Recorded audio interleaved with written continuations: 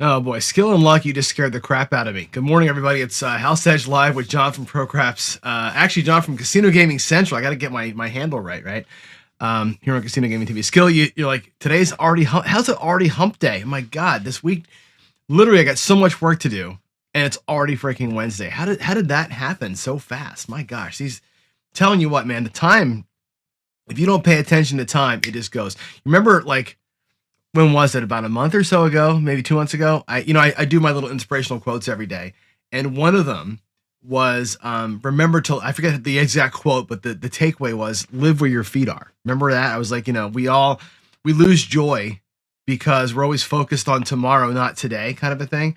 And I said, live where your feet are. And boy, these last 3 weeks have been that for me. I have not been living where my feet are. I've been looking ahead at this app getting launched. I've been looking ahead at the work I have to do, and I've not at all been paying attention to what's right in front of me. So I got to take my own advice. Anyway, but when you said that, I was like, it can't be Wednesday. It feels like it's Monday.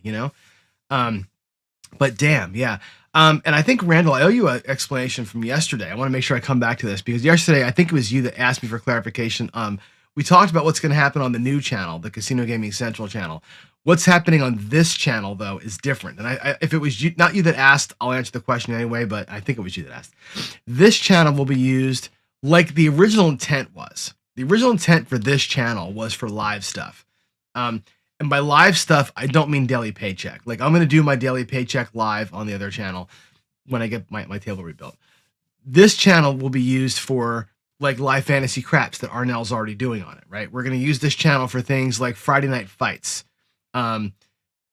potentially, other competition type of shows, like tournaments, like the dice throwing tournament that George runs every year. We can run it on this channel. Like, this would be like the home for that kind of. What I hope is that this channel is the home for that stuff, like things that are live shows that we don't intend to stick around. Like, you'd watch them when they're live and then it goes away, like a TV channel, right? That's the purpose of Casino Gaming TV. Think of it as like live sports that you're never going to watch again. That's the idea. So Friday night fights, LFC, live fantasy, whatever games. That's the kind of thing I want to do for this channel. So hopefully that serves the purpose of it. What this channel is for. And again, YouTube doesn't like that. YouTube doesn't like live stuff. It likes short, punchy things. That's where I'm going to do on more Casino Gaming Central. Short, punchy things plus live rollouts, right? To kind of bolster it a little bit. This one's going to be more for like things that you watch once and kind of who cares. So that's what it is. Yeah, there you go. Little Steve Miller right there, right? Did I ever tell you my Steve Miller story? I actually saw him in a bar. We were at a bar one time in Wildwood, New Jersey, and we were just sitting there drinking in a bar at like on a Thursday night or something, right?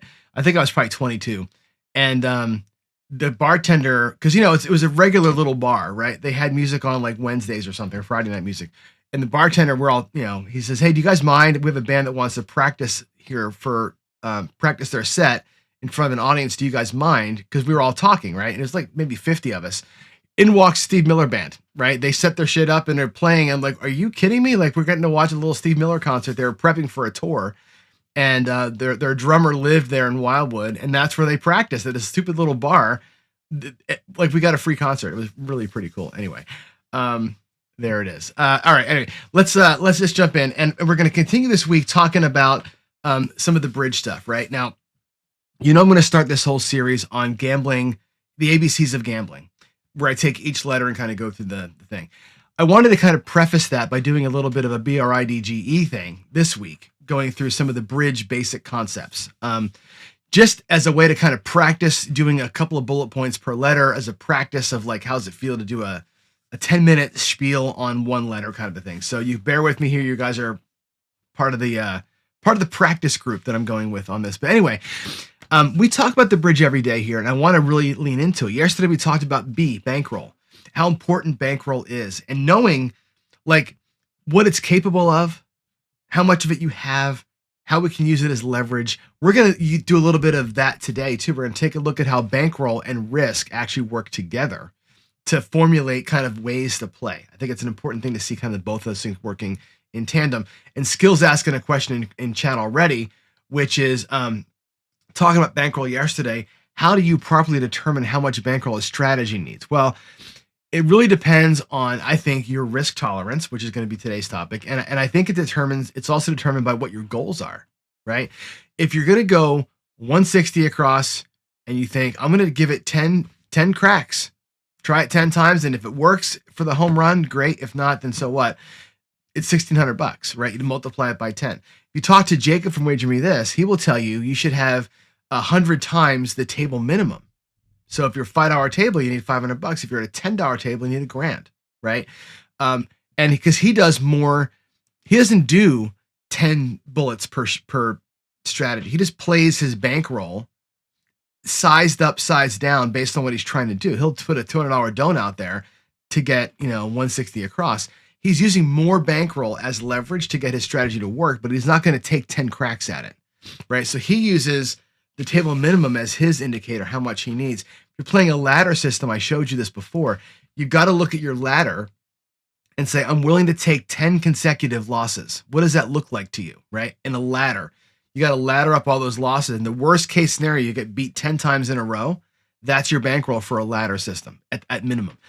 That's why I like the 31. The 31 comes in at 31 units. You know your loss, your bankroll on that one. So calculate how much you want to play, either per shooter or how you want to leverage your bankroll at going, and that's your answer skill. There's no hard and fast rule, but everybody I think has got their own way of figuring that out based on what they play. Greg is at 20 times. Yeah, right. This is actually, what's funny? Dice Dr. Dan, in those days when I was 22, I was just getting started. I had just dropped out of college. I had moved back home. I was going to cooking school. So at 22 years old, I had dropped out of Michigan State. Couldn't afford to keep going. I enrolled in the Academy of Culinary Arts, and right there is my graduation from cooking school picture.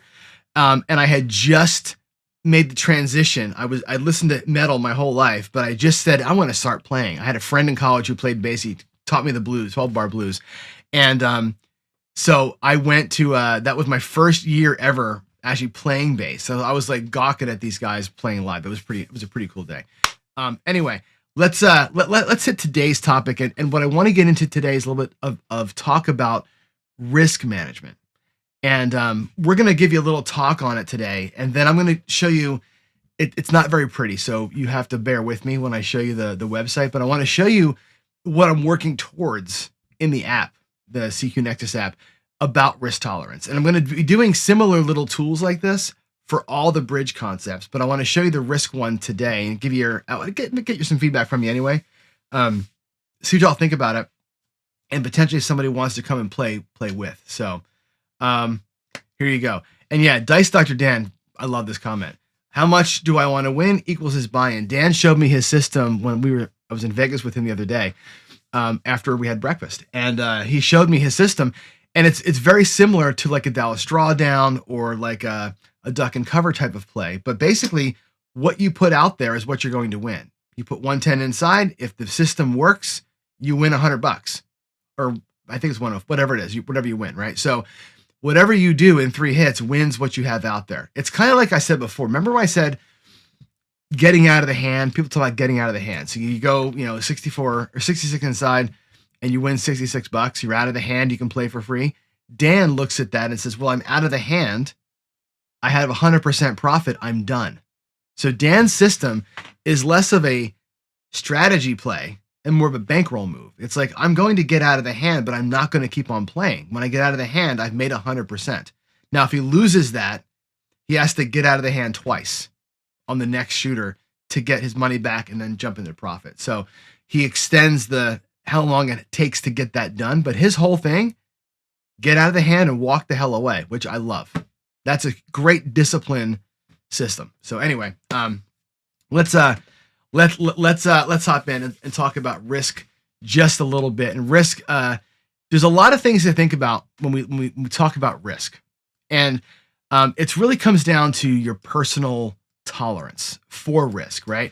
And I would say this: your tolerance, it's this kind of nexus between your emotional and your financial, right? It's a reality. It's the blend of those two things, right? Some people are okay losing enormous chunks of money. They just don't care. I watched a guy play who I know is loaded, right?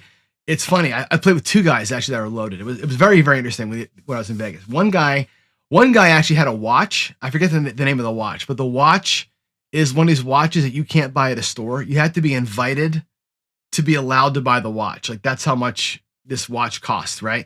It's got a piece of the moon in it. Like it's got some moon dust in like the middle part of the watch, right? Super expensive. That guy played big, right? He was a 640 across starting bet kind of a guy.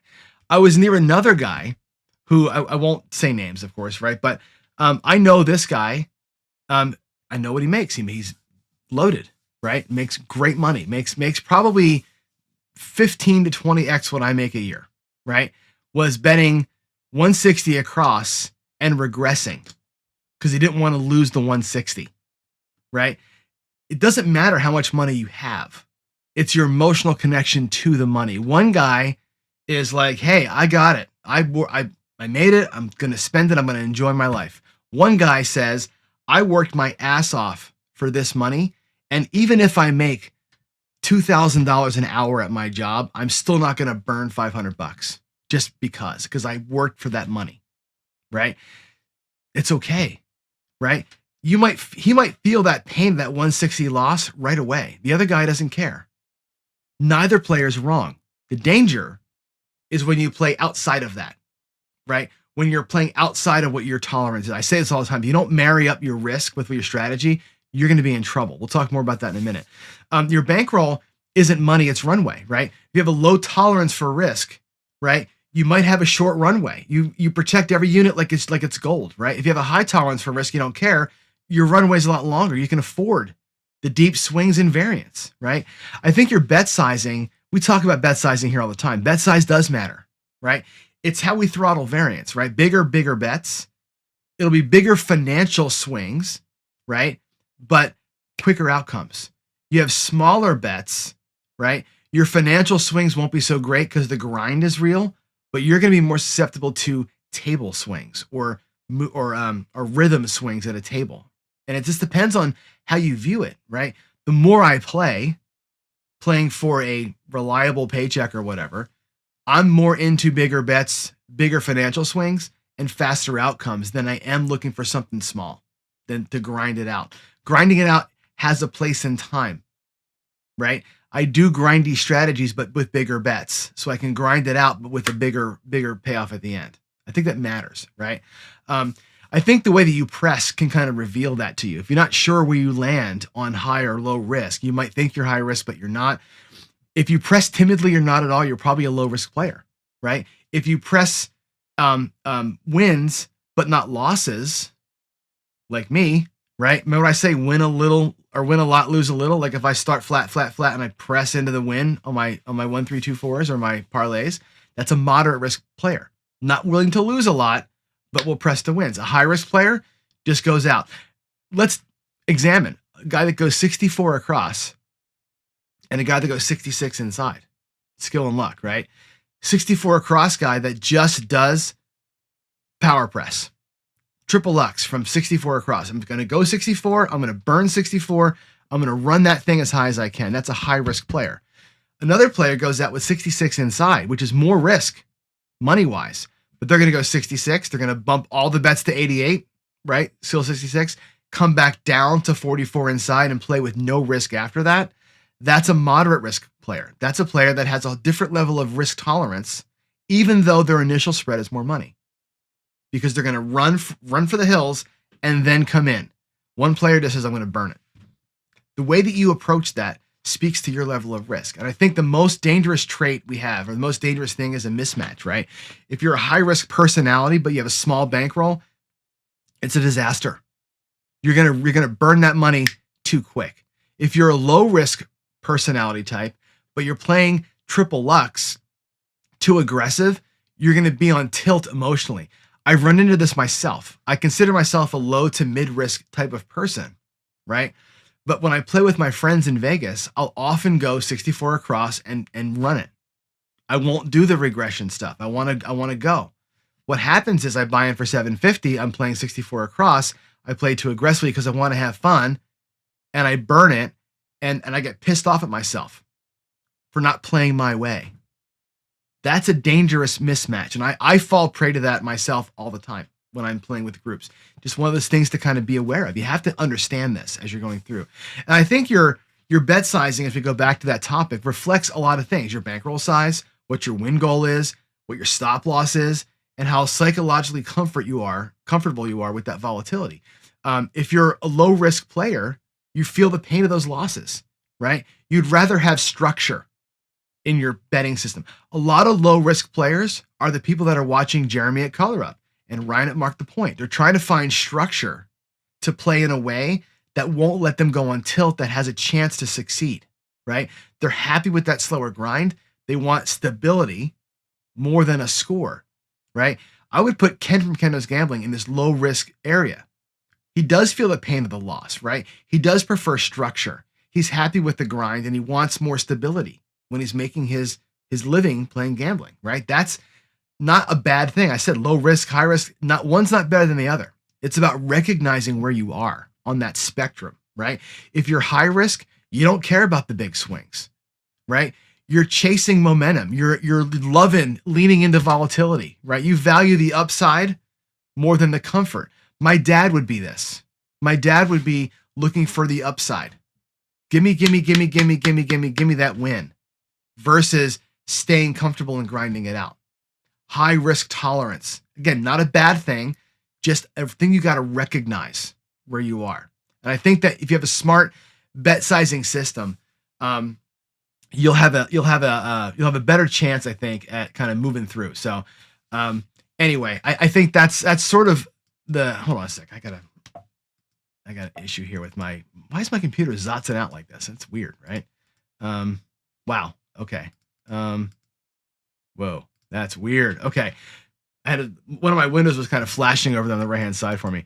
I think your win goal is to be considered. I think your stop loss is to be considered. Both of those give you boundaries and rules to play in, right? Whether you have a high or low risk tolerance, those boundaries are real, not fantasy, right? Low risk people will have a 20 to 30% stop loss. Moderate, maybe 50%. You're aggressive, you're a win chaser, you might go 75 to 100%, right? Win goal and loss. I think that works both ways, okay? I think that ultimately your bet sizing, going back to bet sizing, it should adapt to the streaks, to the condition of your bankroll and your risk profile, not your ego. Don't put big bets out there because you want to match wits with Ed Robinson, who's no problem taking a 5 to 500, right?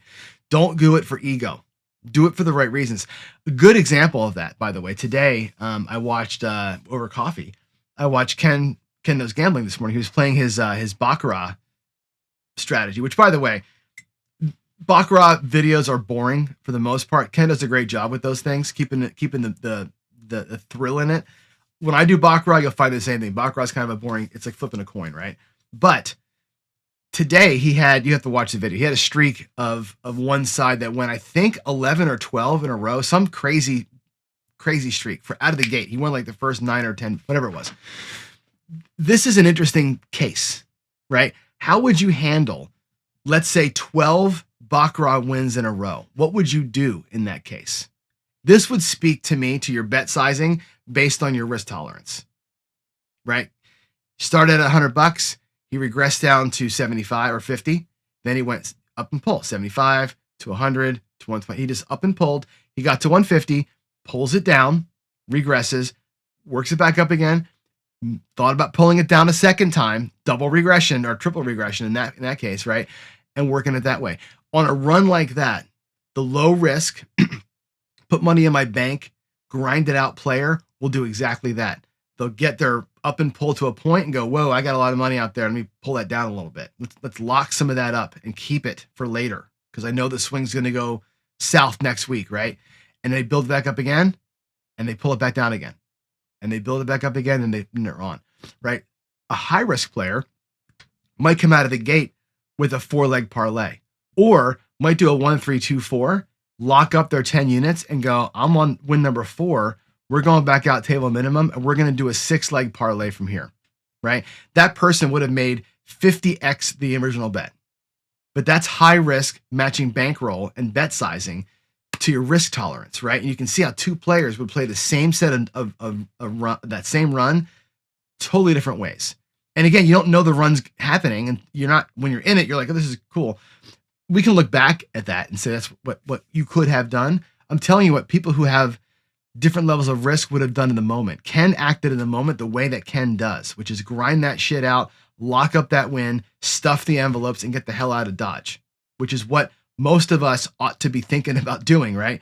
The high risk guy that I talked about with the moon watch, for sure, would have taken that on a 6 or 8 leg parlay and been like, what the hell? Never happens. We might as well just lean into it. It's very interesting when you see that kind of stuff, right? But again, I think looking back at risk profile as a whole, your risk profile, we talked about ego a minute ago, it's not who you want to be. Your risk profile is not who you want to be. It's who you actually are under pressure and in real time. You can say you're a high risk guy, but when it comes down to brass tacks and you've got 8 wins in a row and your $25 bet looks like $250, what are you really going to do? You might say you're a high risk, go for it guy, but most people are going to go, oh, I'm taking that back, right? I need that. Lean into who you actually are. All right. Now I want to show you something that I've been working on. This is going to be a quick look at the app. I'm going to get my browser up here. This is not the app, by the way. This is just kind of a part of it that I've been working on. For each, let me get to the browser screen. For each leg of the bridge, I'm going to build a little tool kind of like this one. I'm going to move this out of the way so I can see it, where we're going to be able to answer a bunch of questions and kind of identify where we are, and then have some tooling that I think can help us through it. So let's take the gambler profile quiz together, and why don't you guys take it with me? So I'm going to start out with my session bankroll. Let's just say it's $1,500, or let's just make it make it $1,000 bankroll. Let's answer the question together. Answer them with me. Okay. The way this works is every question, the bullet points are worth different numbers, like a score, right? So can I describe a big win? I cashed out and left, right? I don't chase wins. I don't move to other games. Typically, I get out, right? When I face a big loss, what did I do? I leave. You could get more cash and try again. You could borrow money, right? How past experiences influence my gambling approach. Now I play more conservatively, typically. I could also say I stay focused on my strategies. Either of those things could be true. My total gambling budget is more than 500. I'm going to change this question, actually. I think it's too low. How much DI do I allocate to gambling? About 10%. How I feel about using part of my winnings to gamble further? Me, I reinvest most or all my winnings, right? I use my wins as leverage. I'm a big believer in that. I would say you prefer to cash out your winnings. I think this question to me speaks when I'm over my goal. This is winnings past goal to me. I'm going to rephrase this question to make that more obvious. If I lose my entire budget during a visit, I would be disappointed but prepared for it. That's what it's there for, right? But it would upset me, but I wouldn't necessarily stop gambling forever, right? That's how I look at that. I'm very comfortable with high stakes bets. Choosing between low house edge, what do I prefer? I would say I'm more of a mix of low and high. I don't necessarily just chase low house edge stuff, but I'm also not, hopping my way to victory, right? When I react to a winning streak, I press aggressively. My primary motivation for gaming, for me, a mix of fun and maybe some profit. My emotional approach, when I set a gambling budget, do I also set a win-loss limit? Yes, and I stick to it, is my answer. I gamble, I'll say regularly, monthly. There are times where I go once a week and then times where I go for 3 months without. So average it out to say monthly. Typically, I'm a short visit person. And when do I increase my bets after a loss? No, I'm more of a reduce my bets and fight back. I don't ladder up, right? So that's my answers to the questions that we have in kind of the risk tolerance profile quiz, right? And I'll click the button to see the recommendations. And the recommendations come like this. And here's what it ranks me as, right? I'm a moderate gambler, right? My risk score is 28. I balance risk and reward, combining my play with risk. If I have a session bankroll of 1,000, it says looking to lock up about 400. And my plan is utilize advantage play style thinking when it's appropriate. Implement progressive betting when I have an edge, in other words, when I'm up. I set a good win goal. I practice proper bankroll, and it recommends for me in craps a controlled pressing system. In blackjack, light advantage play concepts, bigger bets with a solid count. Baccarat with a structured progression, like Ken's up and pull, like my 1-3-2-4, right? It's giving me some coaching advice. Like at the table, I look like a grinder that can adapt. I'm a press and protect kind of guy. I think that matches me pretty well. And some coaching tips for me is press the wins, never press the losses, and shift gears when the table conditions change. So this is the recommendation engine based on the risk tolerance questionnaire. This is what it recommends that I do. Okay. And then it gives me like a little like chart down here, right? And I can change my next bet to be a different size if I want to, like go from 15 to 25. If I say my base bet is $25, let's say my base bet is $10, right? And we can simulate wins, right?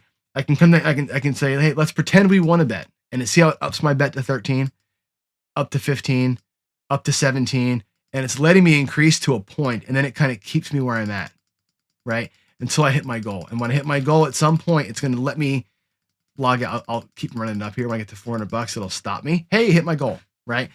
You can use a tool like this to sort of set your bankroll, set your win goals, simulate a thing. And I'm going to work in here, some of these like suggestions in here as you're going. So, we log a loss or whatever. I'm going to have, some more tips as it goes. This will let you sort of practice without money and without a live like game to play, what it looks like to catch good and bad streaks. And you can actually sit here and flip a coin and say, it was heads, it was tails, it was heads, tails, heads. And it'll kind of help you through bet sizing, right? Now, no, this looks like shit. It looks terrible. I get that, right? But this is kind of where we're going to head with the app. So how does this work with the app? This is how it works with the app. I saw a question come in earlier that asked that. The way that it works within the app is for the bankroll, you'll have a questionnaire like that for bankroll. And given your bankroll questionnaire answers and the strategy type you want to play, we're going to marry that with risk and say, here's what you should play. And here's a buy-in amount. Here's a pressing system that could work for you. That's not that would work for you, but that you'd be comfortable playing. It's more about finding your comfort levels with these things. So tools like this, that'll kind of give you like a mindfulness cue throughout the app is what I'm going to do.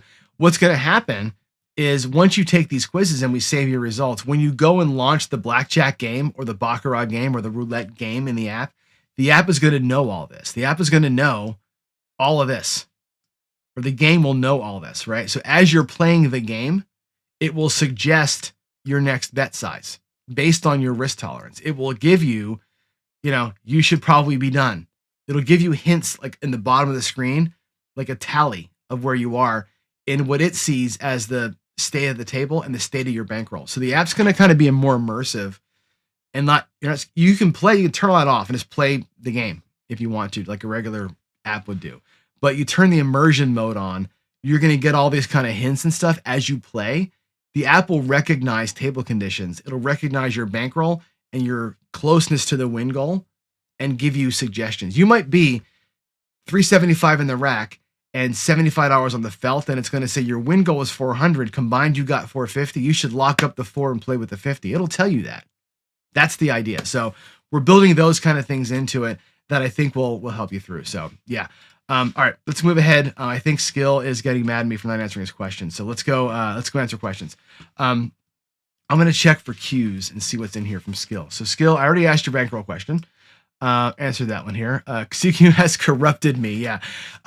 What the thing of it is this, and I think I've been teaching the bridge forever, right? You watch that Gambling 101 series, it's the same shit. It's just that they condensed it down to something a little bit more. So I think that getting yourself into understanding how all this stuff plays together is so important. Like really understanding how your risk and your bankroll work together is this emotional piece. I did a whole, I want to say it was 12 or 13 shows on emotions and psychology in gambling. I think today talking about risk is how that all kind of sums up. So, yeah. Let's see. Once a person answer the questions by themselves Answer give them. Yeah, there you go. That's actually a really good idea. Answer it with somebody. Answer with a friend, right? Who's watched you play, which is interesting. Skill. I don't see any more questions from you. I only see the one. Did you ask more stuff? I'm missing them. Let's see. The app will recommend some strategies based on that. Yes. The idea is we're going to be ranking. Do I have a screenshot of this? I might actually. Ooh, you know what? Let me show you this. Actually, this is a cool thing. This to answer your question directly. Let me go browser. Can you see? Oh no, hold on. Let me change something here. I'm going to show you this. This is going to be show the preview. Okay, so this is a report that we get from Dice Data. So Dice Data, does all the 100 million rolls, right? With every strategy that he runs, he generates that big 65-page report. He also generates one of these, which is a smaller report, which says this strategy, 110 inside regression, has a low house edge. It gives it a 4 out of 5 stars. He gives it a 4 stars out of 5 for profit loss balance. It's volatility. It's jackpot factor. It's betting power. He said it's ideal for a comp grinder or not ideal for a jackpot hunter. He tells you what the bankroll requirements are, right? This is a report that Matt generates with every strategy he does. This is going to be given to us as part of the app. Like, not given to us, but you know what I mean? Like, this report will be generated into code that I can tie into the app for every strategy. So what that means is every strategy that we know about, and there will be hundreds of them because we're going to take all the strategies from what Dicer.io has, right? All those strategies have a report like this. I can say, look, the Iron Cross is a 3 out of 5, or the 3-point Molly is a 4 out of 5, or whatever the scores are. Those all match to risk profiles. So it might eliminate, if your risk profile is a 22 instead of a 30, it may eliminate, 2/3 of the strategies and say, here's the ones you should play. Here's the ones that match your risk profile. And this won't even show you the triple Lux. It'll only show you skill 66 or the 10 that match. So the answer to that question, Dynamite Shooter, is absolutely the app is going to be tuned to understand risk tolerance, bankroll size, and these strategies that Dicer.io has created and that Dice Data has evaluated. That's all coming together. So you'll have good recommendations. That's a big passion point of mine, is to get that stuff kind of all married up so you can make good choices, right? And then you can say, give me this strategy, give me this bankroll, give me those 195 rolls that I logged at the table last week, and let's run them together and see what happens, right? That's kind of the idea. You're going to get some of that stuff. So, all right. Let's see. I wonder if I have any other things to talk about. Tom Marco, self-assessment is ongoing, never stops. 100%, dude. And I'm glad my tools are going to help with some of that. I'm a big believer in mindfulness. I'm a big believer in. I've been doing at the behest of Greg from 555 Craps. Thank you very much, sir. I have been doing a lot more meditation than the last year. I actually, as busy as I am, and as I forget the days and let my stuff run together, I do pause and meditate and reflect and think about stuff. And the more of that I do, the more of this kind of stuff comes to me, and the more that I find ways to kind of present it. And I think, like, as I talk about it, as we teach on it here on the shows, it just becomes more part of my core, right? The more I say it, the more I practice it, the more it becomes part of me. And I think that's good stuff. So I'm glad that you're getting something out of that I wanted to put into it. So that's good. Good. All right. Price point is too low. It might be too low. I don't know. I think, to me, if you buy everything, you're into it about $100. If you buy all of the features, all the games, and lifetime, whatever, it's about $100. I look at that like it's a lot of money, right? However, every one of us has put 110 inside out there. Even Greg at 555 will put 25 and 30 in odds. He's putting out $60 every shooter too. If you're comfortable doing $60 per shooter, you can buy a $100 app. That's how I look at that from a price point standpoint. But I don't want to go crazy town either. I want to make it approachable. I think it's too important not to be approachable. And a lot of the stuff I've shown you will be in the free version. Like, there's a free version of the games in the app too. The app itself, the bankroll, the envelope system will be in there for free. These questionnaires will be in there for free. The immersion pieces won't, but like the basics will be there, because I want to make sure people at no cost can be mindful and understand where they are. So There it is, guys. That's everything I think I have to say today, except for my inspirational quote of the day, which is this: your risk profile is not who you want to be; it's who you are when you're under pressure. Don't forget that quote from the risk talk today. It's very important to remember that your risk profile is not who you say you are; it's who you actually are. And I think again that carries through your life, right? You are who you are, not who you say you are. So for all those fake tough guys out there, let me see you when it actually comes to it. All right, out of here. Have a great day, all. God bless every one of y'all. Have a good one. I'll see you tomorrow. Bye.